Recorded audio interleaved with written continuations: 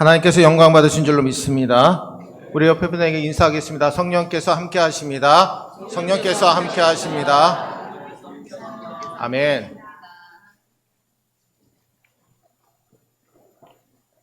오늘 시편 23편 3절 말씀을 통해 내 영혼을 소생시키시고 라는 제목으로 하나님의 말씀 함께 나누고자 합니다.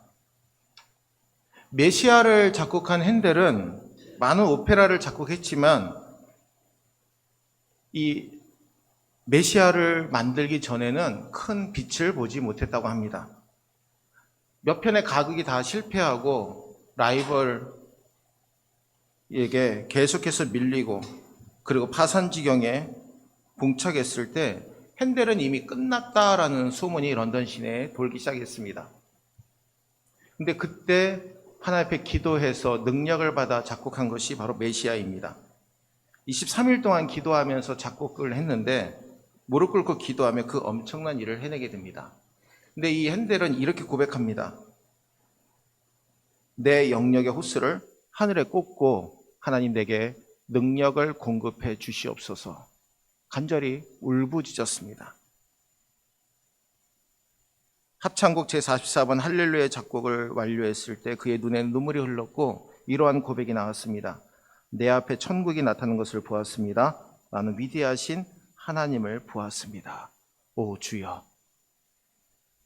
사랑하는 우리 성도 여러분, 이 핸델은 하나님께 주신 능력으로 소생하게 되었고 하나님 앞에 온전한 은혜의 찬양을 주께 올려드릴 수 있었습니다.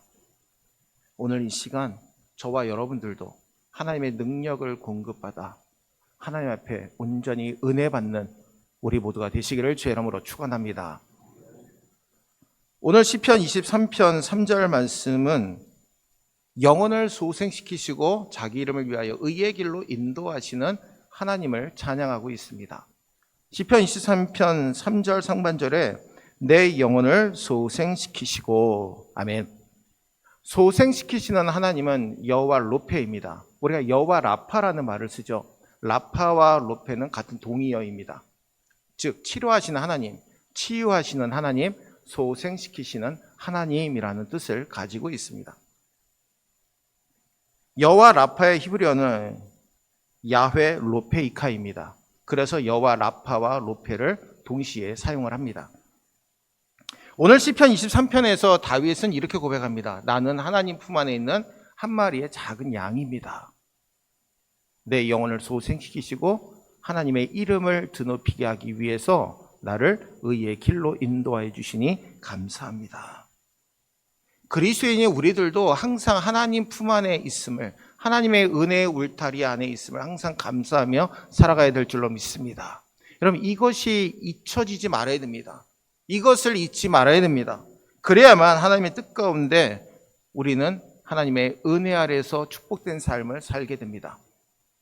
이번 고향지방 교육자 수양회 때 증도에 있는 문준경 전도사님 기념관을 방문하게 되었습니다. 저는 그곳에 가서 참 많은 눈물을 흘렸습니다. 여러분, 증도라고 하는 섬은 별명이 있죠. 천사의 섬이라는 별명을 가지고 있습니다. 그 증도에 들어가면 들어간 입구 쪽에 슬로시티라는 말이 간판이 세워져 있습니다. 절대 증도에서는 뛰지 말라고 하더라고요. 근데 정말 증도 저희가 이제 리조트에 들어가서 밤에 잠을 자는데 딱 10시가 되니까 거의 불이 다 꺼집니다. 그리고 참 좋았던 게 가로등이 너무나 적다 보니까 하늘을 보게 되었고 하늘을 보니까 여기에서 보지 못한 별들을 무수하게 본 기억이 있습니다. 근데 여러분, 그 증도라고 하는 섬이 왜 천사의 섬이라는 이름이 붙은지 아십니까? 바로 이 문준경 전도사님 때문입니다. 여러분, 증도에는 절과 성황당 이러한 미신들이 하나도 없습니다. 13개의 교회만 존재하고 있습니다. 문준경 전도사님이 복음을 전하시는데 한 마을에 들어가서 찬송부터 부른다고 합니다. 찬송을 부르면 그 마을에 사는 사람들이 그 소리를 듣고 몰려들기 시작한다고 합니다. 너무나 목청이 좋고 목소리가 좋다 보니까 사람들이 야 누가 와서 노래를 부르지? 라고 앞에 몰려든다고 합니다. 근데 찬송이 딱 끝나고 나면 이렇게 얘기한다고 합니다. 여러분, 제 노래를 들었으니까 저에게 한 2분에서 3분 정도만 시간을 주십시오. 제 노래 들은 대가를 여러분들 치러야 되지 않습니까? 3분 동안 아주 정말 재미있게 성경을 이야기를 해주고 그 자리를 떠난다고 합니다. 근데 그 다음 날에도 똑같이 와서 찬송을 부르고 사람들이 몰려들었을 때 또한 만담의 그런 기술로 사람들에게 복음을 전하기 시작합니다. 그럼 마을별로 하나씩 하나씩 복음화가 되기 시작했습니다. 그리고 항상 보따리를 2개 들고 다녔습니다. 별명이 대신거지였습니다. 한쪽에는 먹을 거, 한쪽에는 옷을 가지고 다녔습니다. 가다가 옷이 없어서 힘든 사람들의 옷을 주고 먹을 것이 없는 사람들에게 먹을 것을 나눠주는 일을 했다고 합니다. 기념관에 가니까 노두길이라는 것을 만들어 놓았습니다. 노두길이 뭔가 봤더니 여러분 그 갯벌에 가면 우리 발이 툭툭 빠지잖아요. 근데 그 갯벌에다가 커다란 돌을 하나씩 하나씩 놔서 갯벌을 걸어 다닐 수 있게 한 게 바로 노두길이라는 것이라는 겁니다. 근데 섬 간의 조류가 지금은 다 다리가 놓여져 있지만 그때 당시는 다리란 게 어디 있습니까? 그러다 보니까 갯벌이 있을 때는 이 마을 저 마을 다닐 수 있지만 물살이 있을 때는, 물살이 셀 때는 작은 배를 타고 이 섬 저 섬 다니면서 복음을 전했습니다. 그래서 도서 전도의 어머니, 즉 섬 전도의 어머니라는 그러한 별명을 갖게 되었습니다. 근데 이 문중경 전사님이 복음을 전하면서 지금 증도의 복음화율은 95%입니다. 주일이 되면 모든 식당이 문을 닫습니다. 그리고 다 교회를 갑니다. 교회 가는 게 너무나 당연하고 그리고 예수를 영접하고 예수를 믿는 게 너무나 당연한 섬이 증도입니다. 그리고 신안군의 전체 복음화율이 한 60% 된다고 합니다. 근데 그 가운데 증도로 가는 섬은 95%의 복음화율을 갖고 있다고 합니다. 그 해설을 해주시는 장로님이 말씀해 주시는데 증도리 교회라고 맨 처음에 이제 전도사님이 개척한 교회를 갔는데 그 위에 아주 자그마한 산이 하나 있더라고요. 근데 그 산에서 항상 소리가 들렸다고 합니다. 그건 바로 문중경 전사님의 기도 소리였습니다. 사람들은 그 소리를 들으면서 놀라는 게 아니라 그로 인해 더 은혜를 받았다라고 고백하고 있습니다. 당시에 이제 그 증도 섬도 신안군도 이제 공산당원들에게 다 점령당하다 보니까 복음을 전하는 문중경 전사님을 붙들어다가 죽이려고 그의 딸과 그의 쇠양딸 백정희 전사님과 또한 남자 청년 1명을 3명을 불러놓고 이제 죽이려고 그 앞에 서게 되었습니다. 근데 아무리 생각해봐도 제목을 찾아낼 수가 없는 거예요.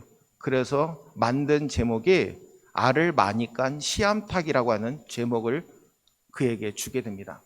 근데 이 문중경 전사님이 제가 칼럼에도 썼지만 3가지의 부탁을 했다고 합니다. 하나는 이곳에 계신 여러분, 나를 죽이려고 하는 여러분들 예수 영접하십시오. 예수께서는 여러분들의 죄도 다 용서해 주실 겁니다. 그리고 2번째는 내 딸과 그리고 이 청년만큼은 절대로 죽이지 마십시오. 나 하나 죽이는 것으로 끝내면 좋겠습니다. 그리고 마지막으로 증도에 있는 예수를 영접한 사람들 절대로 해를 가하지 마십시오. 나 하나 죽으면 다 끝입니다. 여러분, 목포로 보입으로 끌려갔었는데 거기에는 국군이 들어와서 해방이 됐습니다. 그러니까 문중경 전사님을 끌고 갔던 공산당원이 다 도망을 친 거죠. 근데 그곳에서 머무셨으면 그런 순교를 당하지 않으셨을 텐데 내가 돌아가지 아니하면 우리 성도들이 다 죽습니다. 내가 돌아가야지 그들이 삽니다라는 말을 남기고 증도로 다시 돌아옵니다. 그래서 그 순교의 길을 걷게 되십니다. 근데 참 놀라운 것은 증도에서는 문중경 전사님 외에는 단 1명의 순교자도 나오지 않았습니다. 근데 그 씨앗이 순교의 씨앗이 열매를 맺어서 95%의 복음화율을 이루게 된 은혜가 된 줄로 믿습니다. 성도 여러분, 우리 문중경 전사님은 생명을 살리는 분이었습니다.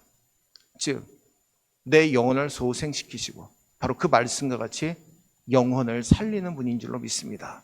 여러분, 우리 예수님도 오늘 우리의 영혼을 살리시기 위해 우리에게 찾아와 주신 줄로 믿습니다. 오늘 이 시간 우리의 영혼을 살리시는 예수 그리스도, 그 이름을 오늘 이 시간 온전히 깨닫고 여러분들의 마음속에 온전히 새기시는 저와 여러분들 되시기를 주의 이름으로 축원합니다. 여러분, 내 영혼을 소생시키시고, 이 말은 참 많은 일들이 우리에게 많은 그런 모습들을 주게 됩니다.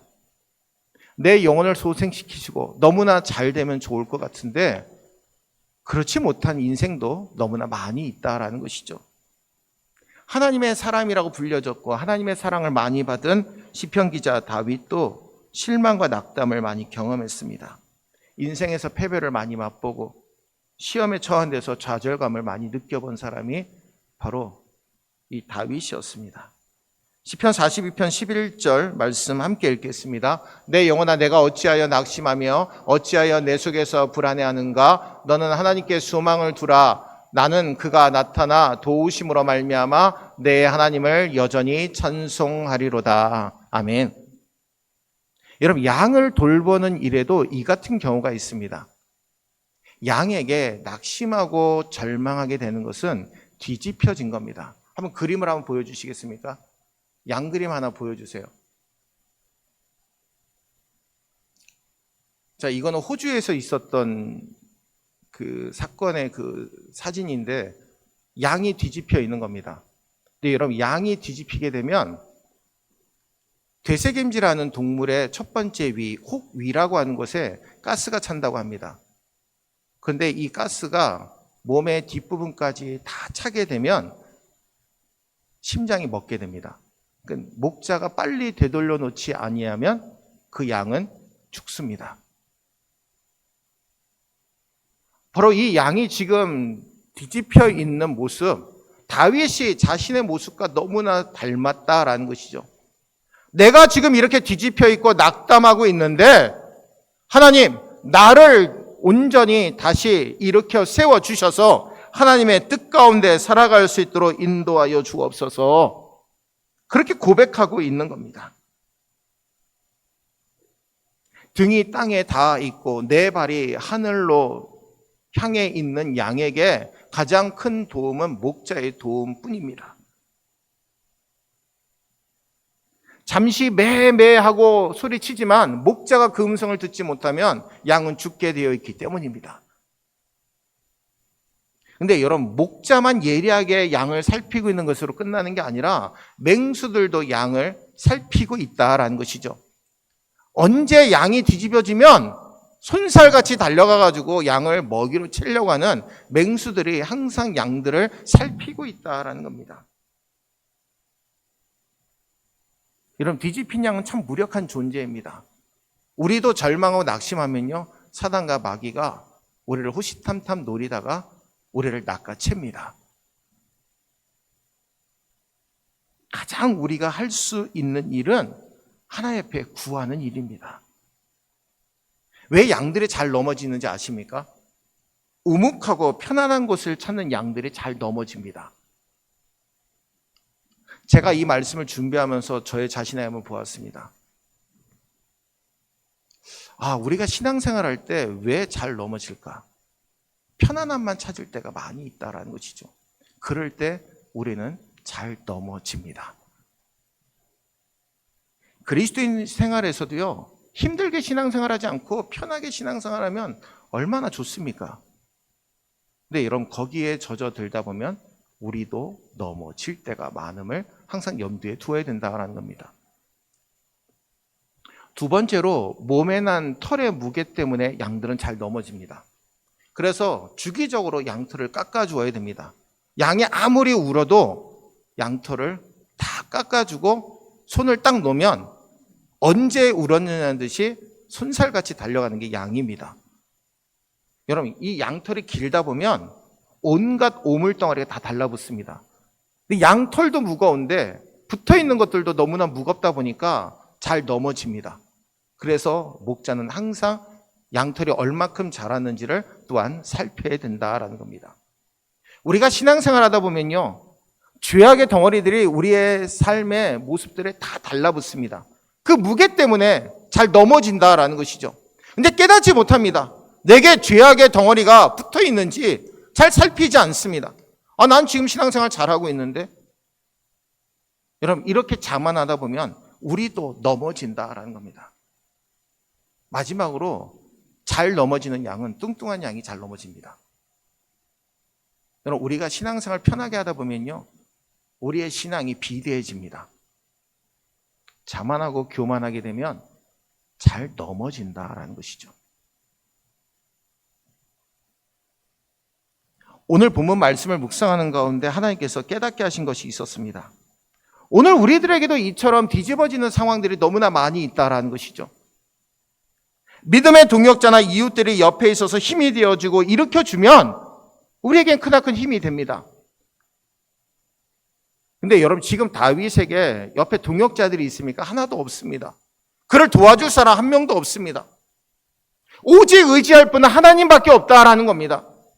믿음의 동역자들이 옆에서 같이 기도해주고 함께 힘을 내주고 위로의 말을 해주고 격려의 말을 해주면 너무나 좋을 것 같은데, 그러한 사람이 단 한 명도 없을 때 우리를 위로해 주시고 격려해 주실 분은 오직 하나님 한 분이라는 것이죠.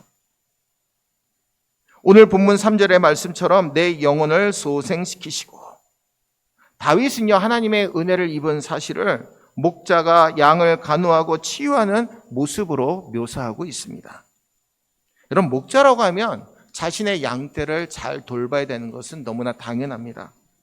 양떼를 인도하다가 한 마리의 양이 넘어지게 되면 달려가서 양을 다시 제자리로 돌려놔야 됩니다. 그리고 마사지를 해가지고 혈액순환이 잘 되게 하고 양이 제 모습을 되찾을 수 있도록 도와주어야 됩니다. 사무엘상 17장 34절과 35절 말씀 함께 읽겠습니다. 다윗이 사울에게 말하되 주의 종이 아버지의 양을 지킬 때에 사자나 곰이 와서 양떼에서 새끼를 물어가면 내가 따라가서 그것을 치고 그 입에서 새끼를 건져내었고 그것이 일어나 나를 해하고자 하면 내가 그 수염을 잡고 그것을 쳐 죽였나이다. 아멘. 한 마리의 양이 맹수의 습격을 받으면 사꾼은요, 나머지 양 끌고 도망가도 됩니다. 한 마리 양 잃어버린 것만 값을 치르면 되기 때문입니다. 근데 여러분, 선한 목자는요, 절대 그렇게 하지 않습니다. 오늘 다윗도 맹수가 양을 물어갔을 때 따라가서 맹수의 입에서 양을 구해내고 그것이 자신을 공격하고자 하면 그 수염을 붙들어서 그를 쳐 죽였다라고 분명하게 말씀합니다. 자신이 열정적으로 양을 돌보았다라는 것을 고백하고 있는 것이죠. 근데 하나님의 모습을 보니까 하나님께서 그렇게 자신을 열정적으로 돌보시고 계심을 깨닫게 되었다라는 겁니다. 내 영혼을 소생시키시고 내가 죽음의 위기 가운데 놓여 있을 때, 절망 가운데 놓여 있을 때 하나님께서 나를 고치시고 나를 치유하시고 나를 인도하여 주셨구나라는 것을 깨닫고 고백했다라는 겁니다. 자신은 사나운 짐승에게 붙들려가는 어린 양이었습니다. 근데 하나님께서 그를 도우시고 인도하여 주셨다라는 것이죠. 소생시키시고라는 말씀은 슈브라고 하는 원어를 사용합니다. 즉 영혼을 회복시키신다라는 겁니다. 시편 19편 7절을 상반절에 보니까 여호와의 율법은 완전하여 영혼을 소성시키며. 아멘. 여러분, 하나님의 말씀은요, 우리를 온전히 새롭게 하여 주시는 줄로 믿습니다. 여러분, 하나님께서 우리를 새롭게 회복시키시고 일으켜 주신다라는 것은 말씀의 은혜로만이 가능함을 우리에게 분명하게 말씀합니다. 말씀은 곧 하나님이심을 우리에게 말씀하고 있죠. 이 슈브라고 하는 말은 하나님과의 언약의 관계의 회복을 의미할 때 약 129번 성경에서 사용됩니다. 그리고 소생시키신다라는 말씀은 구약 성경에서 약 1000번 정도 사용된 단어입니다. 지금 다윗이 구체적으로 어떤 일을 당했는지는 알 수는 없지만 중요한 것은 하나님과의 관계가 무너졌다고 생각했을 때 하나님은 그를 절대로 놓지 아니하시고 붙들어 주셨다라는 겁니다. 여러분, 다윗이 어떤 사람입니까? 하나님의 크신 은혜로 왕으로 기름 부음 받은 사람입니다. 정말 하나님께서 매 순간순간 그에게 은혜를 부어주셨습니다. 근데 다윗은요, 사람들에게 조롱도 많이 받았습니다. 사울의 친척인 시므이에게 야, 너는 피를 흘린 자, 너는 사악한 자라고 하는 소리까지 들었습니다. 아들 압살롬의 반란 때문에 맨발로 이리저리 쫓겨다니던 사람이 다윗이었습니다. 근데 이러한 모습을 갖고 있는 자신에게 하나님은 절대 외면하지 아니하시고 자신과 함께 해주셨다라는 것이죠. 신하들이 다 도망가 버리고 그를 따르는 사람 그리 없었지만 하나님은 그 가운데서도 그를 붙들어 주셨다라는 겁니다. 세상 가운데 우리를 도와줄 사람 아무도 없는 것 같지만 하나님은 지금도 우리와 함께 하시고 우리의 영혼을 회복시키시고 오늘 이 시간 우리 가운데 함께 하여 주심을 분명히 믿으시는 저와 여러분들 되시기를 주의 이름으로 축원합니다. 베드로가 어떤 사람입니까? 예수님의 수제자였습니다. 맨 앞장서서 복음을 전했고 예수님을 힘있게 도와주던 사람이 베드로였습니다. 근데 마지막에 야, 너는 나를 3번 부인할 거야 라고 말씀하실 때 내가 어떻게 주님을 부인합니까? 난 절대로 주님 부인하지 않습니다. 난 끝까지 주님 따를 겁니다. 어떻습니까? 3번 부인하고 닭울음 소리를 듣고 깨닫게 됩니다. 펑펑 울면서 회개하고 통회하며 자복하죠. 근데 그러한 베드로에게 주님이 찾아와 주셨습니다. 세상 사람들에게 죄인으로 손가락질을 받으면서 야, 그 앞에서는 굽실굽실 거리지만 뒤에서는 야, 저는 매국노야. 우리 돈 착취에다가 로마에다 바치고 자기 입속만 차리는 사람이야 라는 그러한 손가락질 받는 거 삭개오는 너무나 잘 알고 있었습니다. 그런데 주님이 찾아와 주셔서 너도 아브라함의 자손이다. 나는 잃어버린 자를 찾아 구원하려 이 땅에 왔다라고 주님은 분명하게 삭개에게 말씀해 주신 줄로 믿습니다. 오늘 이 시간 우리가 넘어지고 쓰러져 있을 때 우리를 구원해 주시는 하나님의 회복의 손길을 경험하시는 저와 여러분들 되시기를 주의 이름으로 축원합니다. 3절 하반절 함께 읽겠습니다. 자기 이름을 위하여 의의 길로 인도하시는 도다. 아멘. 이런 목자의 명예와 평판은요, 얼마나 양들을 잘 돌보느냐에 따라 달라지게 됩니다. 이런 문준경 전도사님이 그렇게 인정을 받을 수 있었던 것은 성도들을 사랑으로 돌보았고 죽기까지 그들을 사랑했기 때문입니다. 60세밖에 되지 않았는데 거기에 유일하게 이제 그 문준경 전사님의 사진이 남겨 있는데 얼굴을 저희가 사진을 찍어서 확대해 보니까 거의 90세 할머니의 모습이더라고요. 저거는 지금 그림으로 그냥 그려놓은 거지만 유일하게 한 장의 그림이 남겨 있는 것을 보았습니다. 근데 그거를 사진을 찍어서 확대시켜 보니까 60세인데 거의 90세 노파의 얼굴을 가지고 있었습니다. 근데 그렇게 할 수밖에 없었던 것은 그 바닷바람을 맞아가면서 복음을 전했기 때문입니다. 성도 여러분,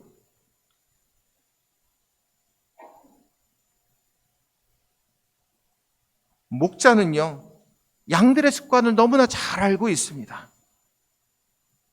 제멋대로 내버려 두면 같은 길만 가게 될 것이고 한 곳에 있어가지고 뿌리채 다 풀을 다 뜯어 먹는다는 습성을 너무나 잘 알고 있습니다. 그래서 그것을 황폐화시키지 않게 하기 위해서 이곳저곳으로 다 옮겨 다닙니다. 양들에게 양질의 풀과 좋은 물을 마시게 하는 게 목자의 일이기 때문입니다. 여러분, 자기 이름을 위하여 의의 길로 인도하시는 도다. 의의 길로 인도하시는 도다라는 것은 여호와 치트케누입니다. 즉 여호와는 우리의 의라라고 하는 하나님의 이름입니다. 여러분, 목자들이 양을 가장 좋은 곳으로 인도하는 것처럼 하나님께서도 우리를 가장 좋은 곳으로 인도하여 주신다라고 말씀합니다.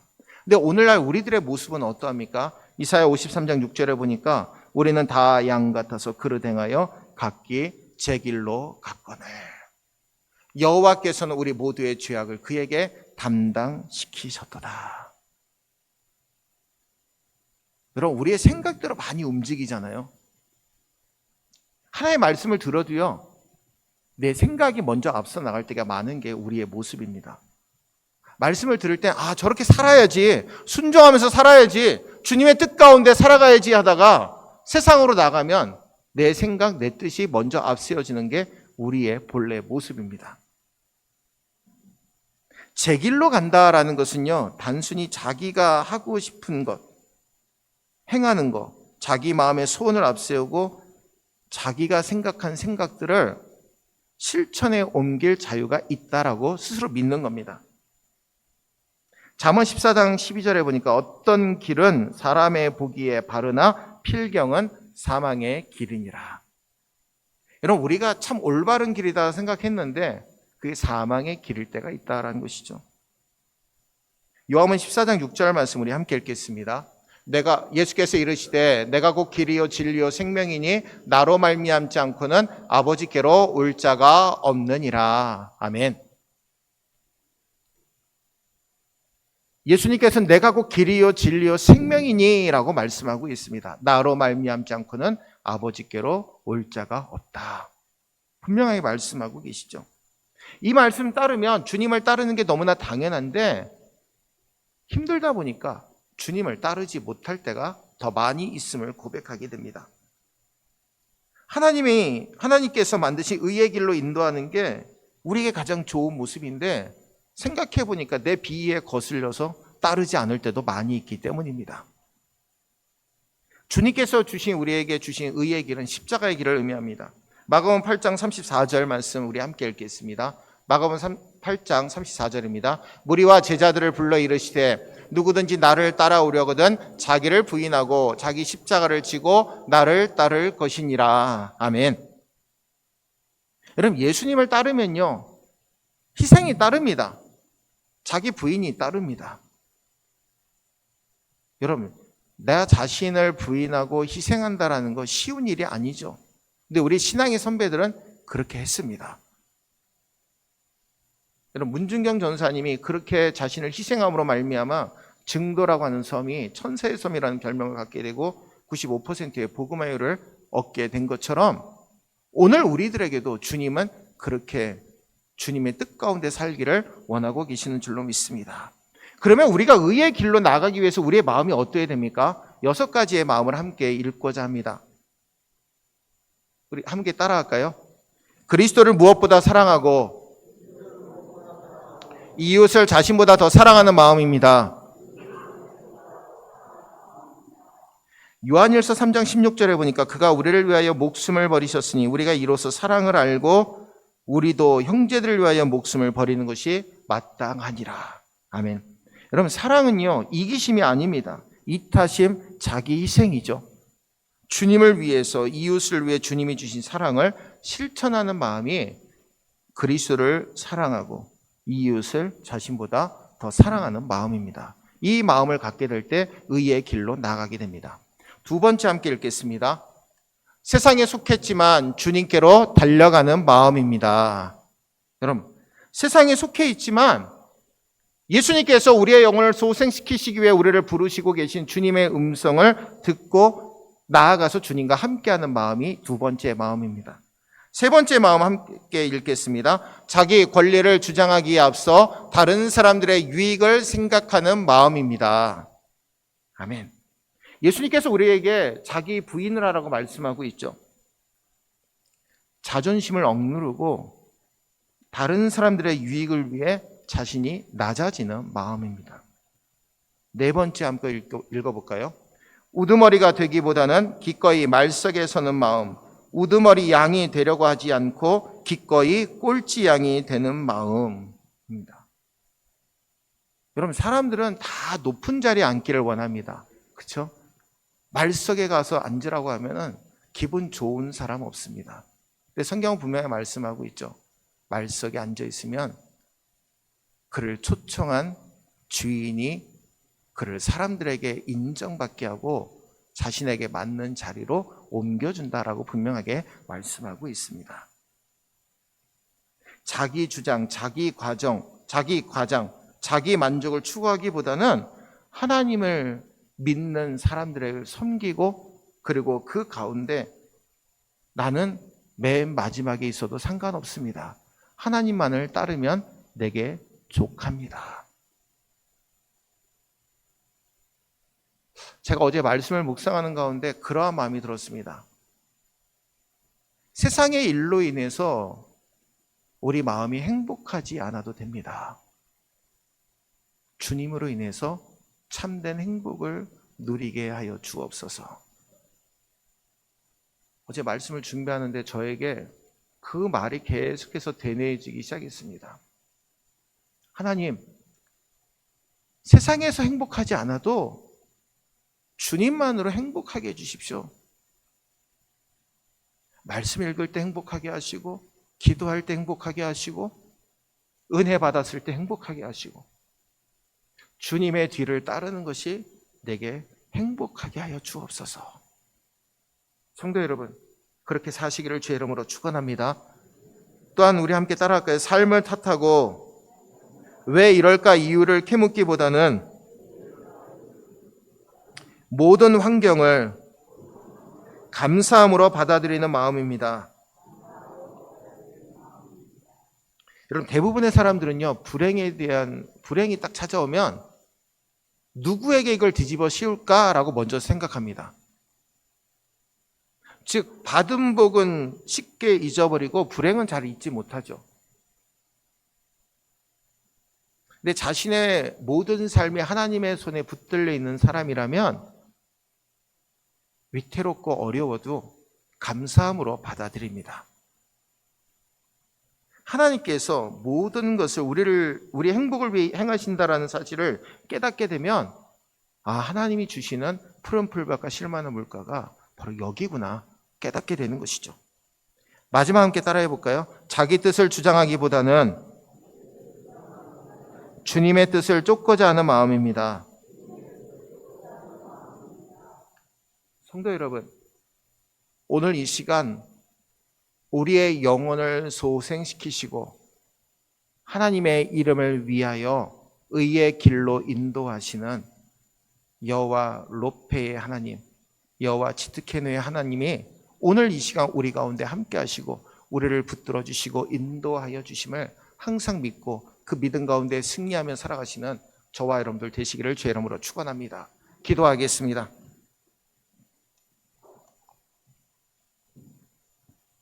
우리 이 시간 잠깐 묵상의 시간 갖기를 원합니다. 힘들고 어렵지만 하나님이 나를 인도하여 주심을 우리 묵상하면서 기도하기를 원합니다. 주님, 우리의 연약함을 붙들어 주시고 인도하여 주옵소서. 전능하신 주님을 찬양하며 나아가기를 원합니다. 사랑의 주 하나님, 우리를 붙들어 주시고 인도해 주시니 감사를 드립니다. 여호와 롭페의 하나님, 여호와 지트케노의 하나님,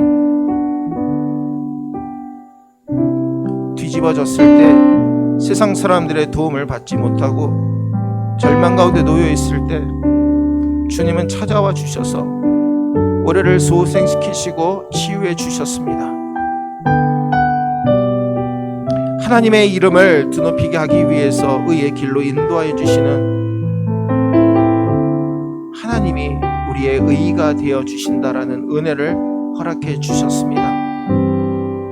그러나 우리 뜻대로 살아갈 때가 너무나 많았음을 고백합니다. 하나님을 따르는 것이 너무나 당연하지만 그렇게 살지 못했던 우리들 이 시간 회개하고 주님 앞에 용서를 구하오니 주님 긍휼히 여기시고 용서하여 주옵소서. 주님의 뜻대로 살겠습니다. 고백하며 살기를 원합니다. 예수님을 무엇보다 사랑하고 이웃을 내 몸보다 더 사랑할 수 있는 우리 모두가 되기를 원합니다.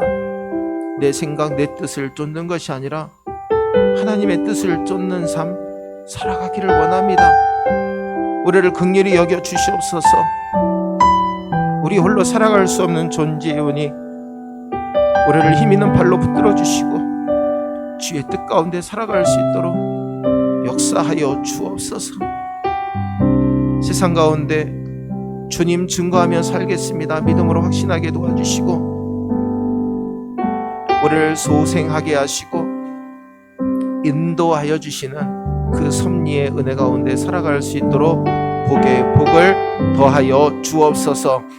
우리를 생명을 살리는 귀한 자리 가운데 세워주시고 그 삶을 실천하며 살아갈 수 있도록 은혜를 더하여 주심을 믿고 예수님의 이름으로 간절히 기도하옵나이다. 아멘.